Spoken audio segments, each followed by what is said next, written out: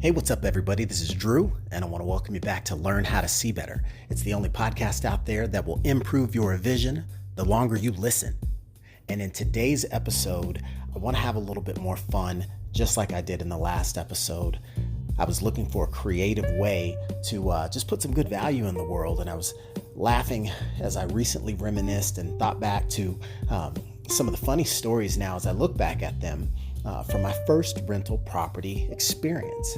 And I was really just trying to share some simple tips for landlords that I think everyone that's interested in getting involved with the rental property business should at least consider, right? Consider these tips. If you've already been having a lot of success for a long time in this arena, you are probably doing these things anyways. But I thought about this from the standpoint of, the pitfalls that I made early on and how I was able to change those to platforms to, pivot and make adjustments to the way that we manage our properties, manage ourselves and our expectations of ourselves and others, manage our emotions when things don't go our way. And so, just that process really got the wheels turning. And so I thought I'd kind of revisit just one part of the discussion that I touched on a little bit in this last episode, because I was talking about at a high level. It's really like you have these pillars or these main categories or areas of consideration that it makes a lot of sense to look at if you are going to be a landlord in any sort of capacity, small or large scale. And just to, kind of go through those, and the one I want to focus on today being the first and one of the key ones is the criteria. The criteria involved with some of your investment objectives, your whole outlook, your whole intention, what you want your experience to be. And it's important to give that some thought, because me personally, I kind of entered this by accident, as I kind of shared a little bit over the past. I didn't necessarily look to be a landlord. I found myself in a situation where, hey, I had this property I needed to rent, and the market, it was not giving me an ideal time to sell the property. So I thought, hey, let me rent it. And I only had the most basic criteria in mind, but I really hadn't thought it through. So when I say basic, it wasn't really a compliment to the simplicity. It was basic in that I should have maybe spent a little bit more time thinking about it.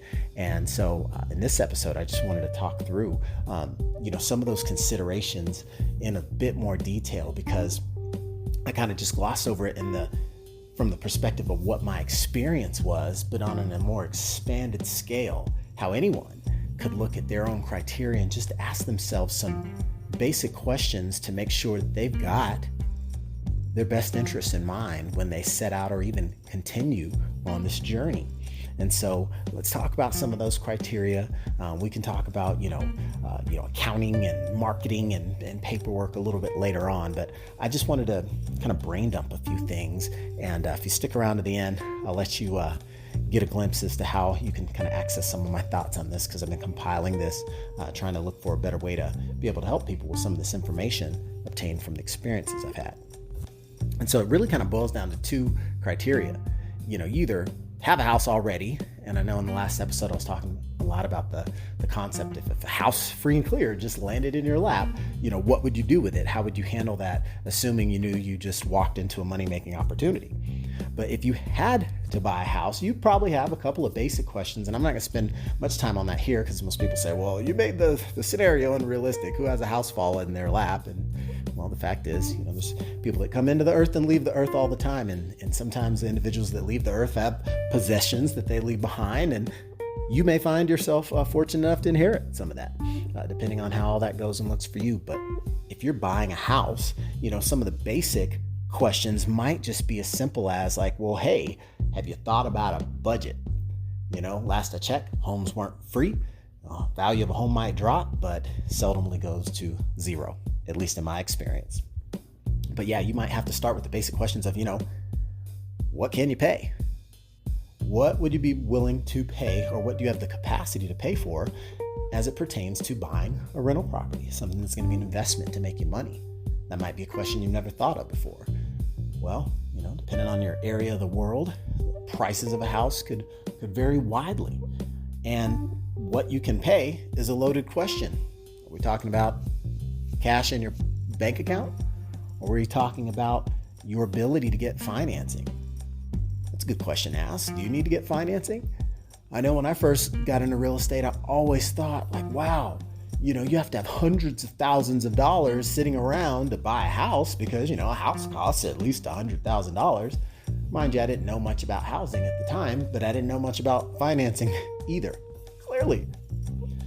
At a certain point in life, banks might just be, checkings and savings accounts for you. You don't see the investment side based on where you're at in life. And so asking yourself basic questions like, okay, do I need financing if I want to buy a house? Or questions like, okay, do I have access to credit? Maybe thinking, do I have good credit might be a good one to think through, right? Sometimes people need to be able to upgrade some of their personal habits and clean up some personal situations with regards to their credit before they can actually position themselves to be able to get financing for money-making opportunities. And so these are just like a handful of simple things, where you want to buy. They say real estate's always location, location, location, but there's more to think about it than just that. Because what if location, location, location is across town or in another city? For some, it makes sense to start close to home. Does that matter to you? Good questions to think about.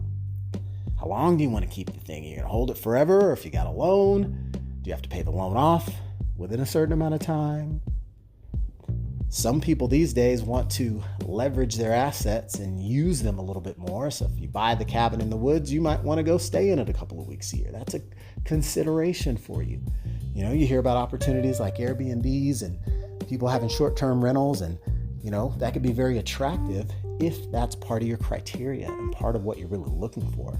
So again, just a handful of thoughts if you're considering to go out and purchase a property. It's not just the price tag on it. Do you have what it takes to take down that deal, or do you need a little assistance?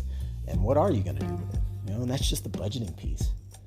But if we assumed, for the sake of simplicity, that you had this house fall into your lap, more appropriate criteria questions might be some such as these.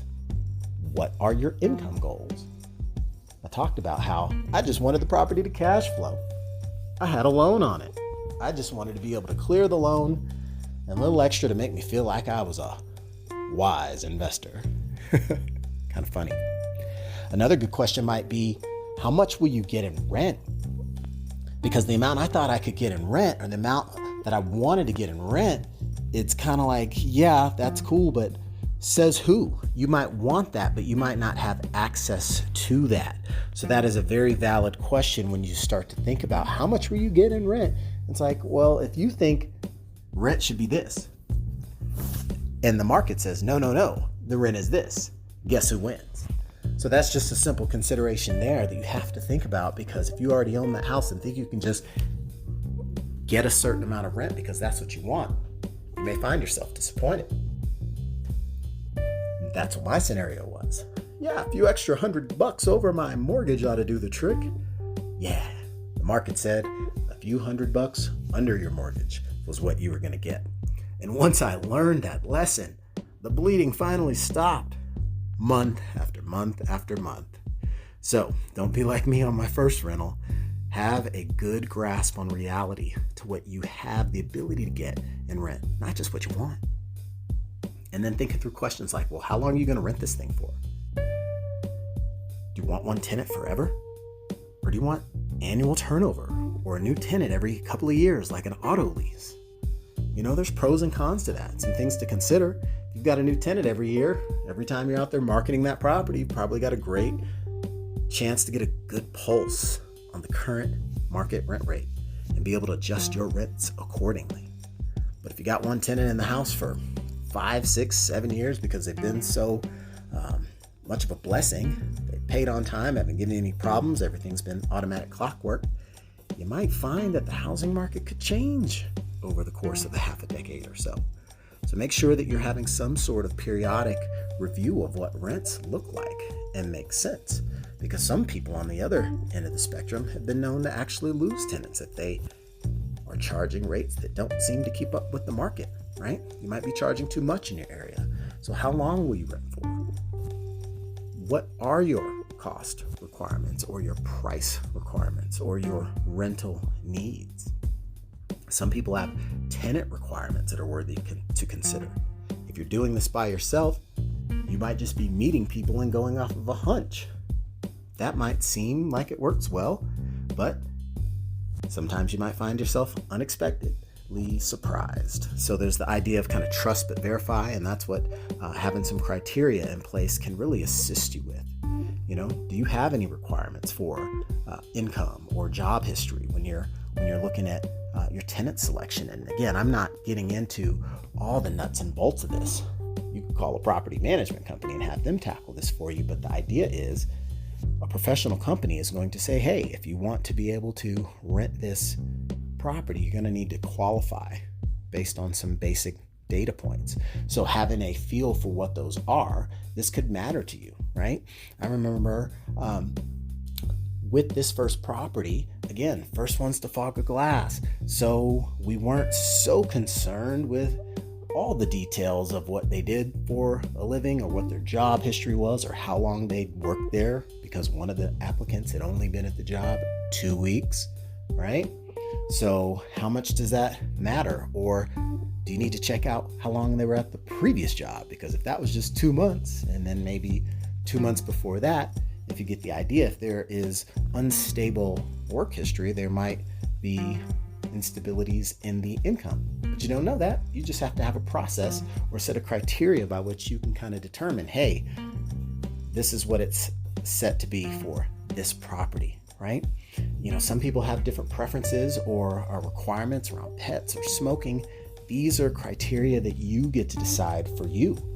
I remember the second rental property we had. A big learning lesson here was that, okay, we had our first residents that had pets. Okay, that's great. We thought, well, sometimes pets might have acts in it. You might need to take a little bit extra for the pet deposit, right? This was something I'd learned along the way, but we didn't really have an understanding of what would make sense for the pet deposit and how the wording of the paperwork would be lined up. And so all of a sudden you might realize, and I'll talk more about this later, if your paperwork's not set up right, you might have a lot of damage caused by pets that you're not prepared for. So what are your criteria? Are you set up for handling that? You've always got to be able to be abreast of what the local, information and local laws are in your area around rentals. I'm not, any kind of legal professional, so I don't advise on that piece, but these are just ideas and questions for you to consider and think about, that if they've never crossed your mind before, you'll get the opportunity to think of them. Typically when they are a surprise or a crisis, like, okay, you're not going to be able to rent to new tenants until all the carpet and all the padding comes out and is replaced. Yes, that was a learning opportunity for us. And that taught us a few things about paperwork, and it helped us to change our requirements. Okay, if we're going to have, pets in the home, these are the adjustments that need to be put in place and the criteria set up that will help define a successful win-win experience for all parties. Pretty cool, right? But having the criteria in place will really help you avoid a whole lot, right? Are you going to have criteria in place around certain background checks so that you can feel safe collecting your rent from your property? These are all questions that you have to ask. And I'll sum it up by asking the most criteria-based important question that you need to think of. And it's this: what is your ideal experience? Tell me what it looks like. Because if you can tell me what it looks like, I can tell you what the components or the criteria associated with that perfect vision really are. Because if the vision's laid out with clarity, that vision's going to clearly identify what the criteria are and what components are not a part of that picture. And that can be a fantastic starting point to keep in mind when you're looking at your overall situation as you look at this experience. So that's a piece I want to encourage you to do if you haven't already and you've listened this long. Because really what I'd like to do now is say, okay, if you see the big picture and how defining criteria at a whole different level, it's not just about the dollars and cents of it, but the entire experience that you see at this point, being the most important part. So I can go on and on, but the idea of this short secondary segment to talk about criteria for landlords to really make sure that they are setting themselves up for success was the main idea, and to drill down a little bit further. Now, again, if you've listened this long, you're probably a landlord. Shout it out for me. Where my landlords at? Hey! So what I'd like to do is give you the opportunity to take advantage of really just something simple. It's a checklist. It's the collection. It's the download, the compressed version of these thoughts. I wanted to put them together, and I've been compiling this, and I thought it'd be useful. And here, instead of hearing me ramble on about this with all the color commentary of the stories, you might just want the black and white version where you can have that cheat sheet to reflect on as you are looking at maybe your next rental property or your first rental property, to say, what criteria of these should I go back and give a little bit more thought to? What are the experiences I've had thus far that have led to me having success or led to me not? Or if you're looking at this for the first time, who do you know that's had some experiences? What criteria, just from listening to this, can you hear that they should have considered to avoid their ailment? It spells itself out. So again, if you're a landlord and want this compressed, digested list, let me know. Let me know. You could actually send me a text message, and I can get a copy over of this to you, lickety split. You can text the keyword landlord, one word, 8 letters, landlord. That just gives me a way to know that you are a landlord, that you'd benefit from this useful information and are intending to use it to help you set yourself up for success in rental real estate.